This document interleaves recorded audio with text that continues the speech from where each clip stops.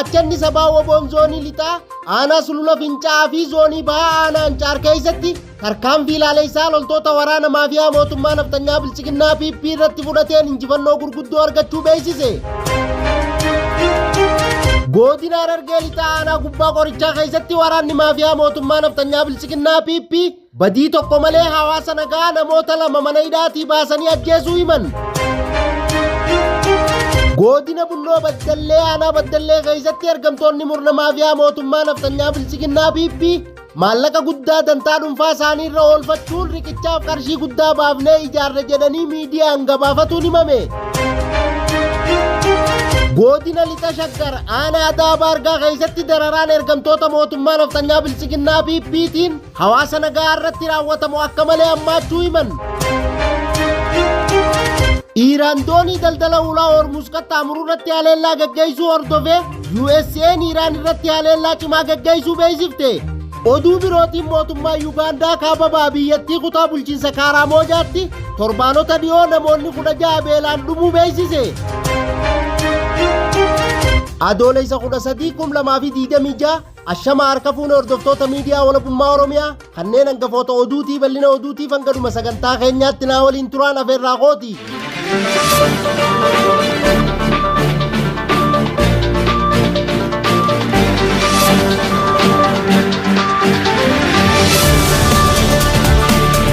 Gaachanni sabaa woboon zoonii lixaa aanaa sulula fincaa fi zoonii bahaa aanaa Ancaar keessatti tarkaanfii ilaalcha loltoota waraana maafiyaa mootummaa naftanyaa bilchiginnaa PP irratti fudhateen injifannoo gurguddoo argachuu beeksise.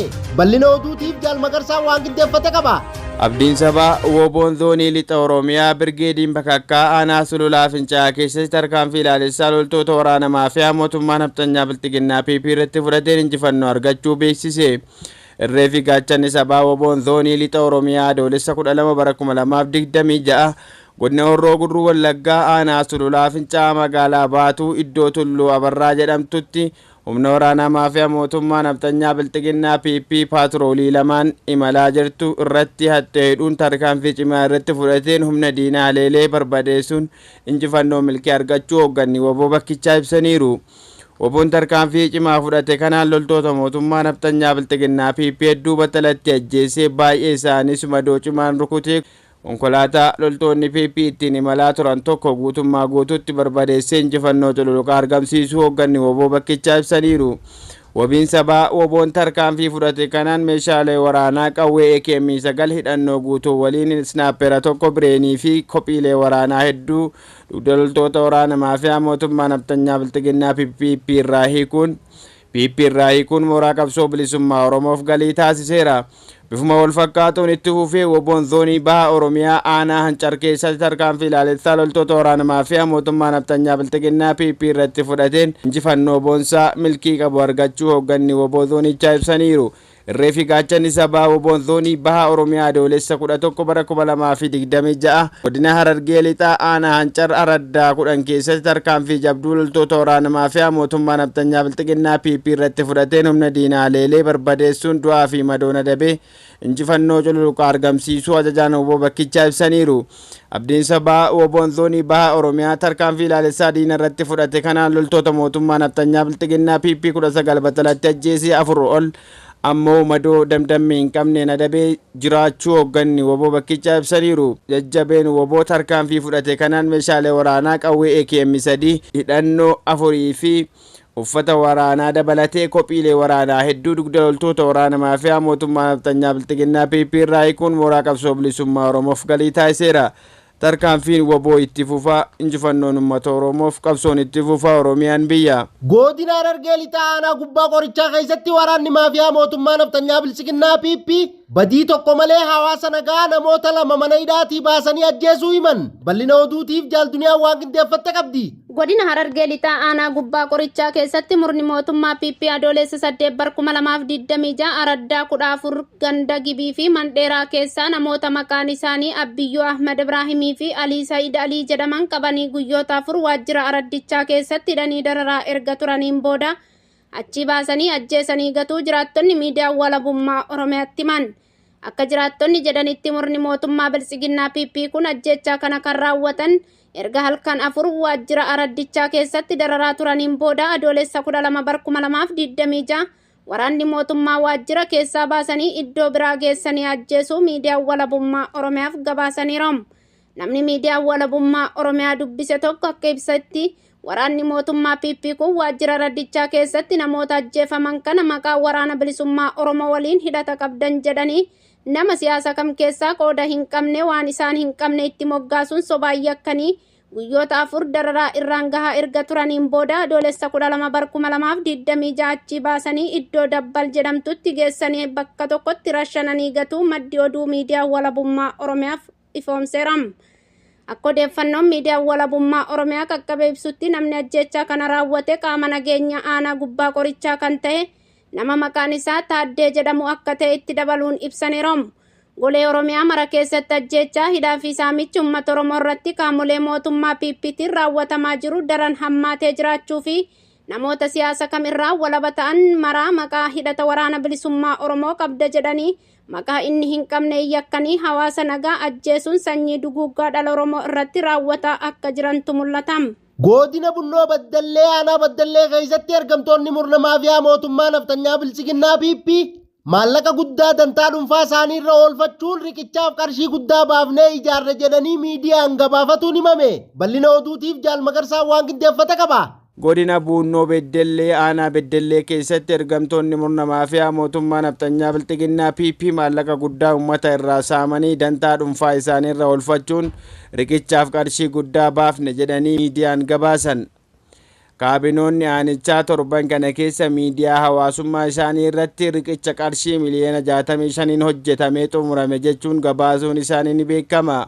Akka maddeen itti dhiyeenyaan beekan saaxilanitti hojiin ijaarsa riqicha kanaa qulqullina gad aanaa kan qabu ta'uu fi baasii qarshii miliyoona 3 ol hin taaneen kan ijaarame yoo ta'u jaleewwan murna maafiyaa mootummaa naftanyaa bilchiginnaa PP qarshii baajata sanaaf ramadame gargar qooddachuun ibsameera.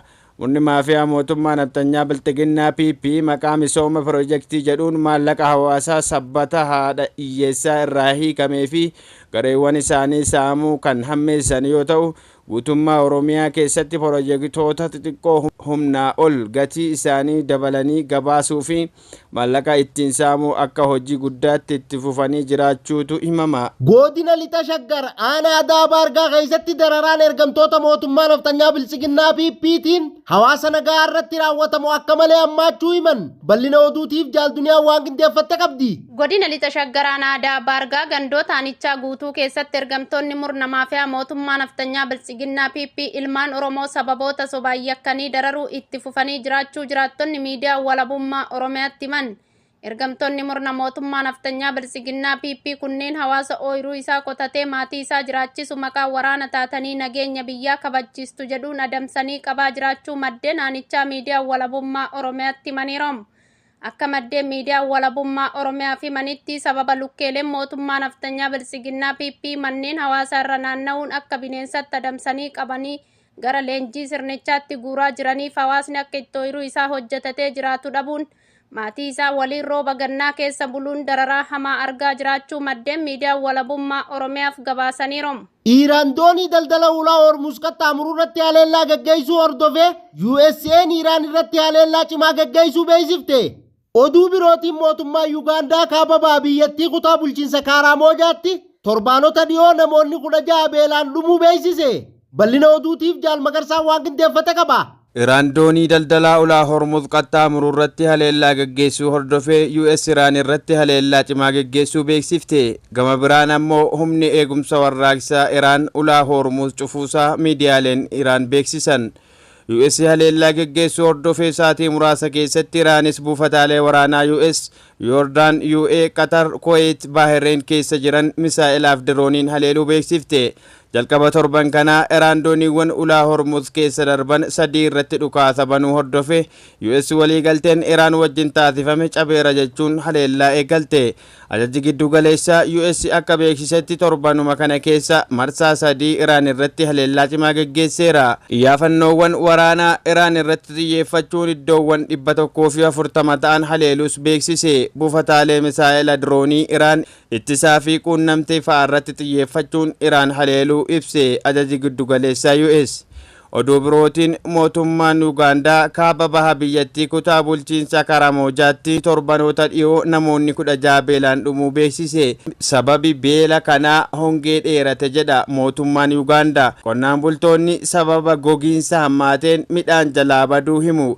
Eebilaa kaasee hanga jalqaba bara oomishaatti roobni xiqquma roobaa ture jedhan. Ogeeyyiin naannichaa sababa jijjiiramaa qilleensa hanqina roobaa mancaatii bosonaa dheedumsa keemikaala farra ilbiisotaa hanqinni midhaan nyaataa mudachuu ibsu.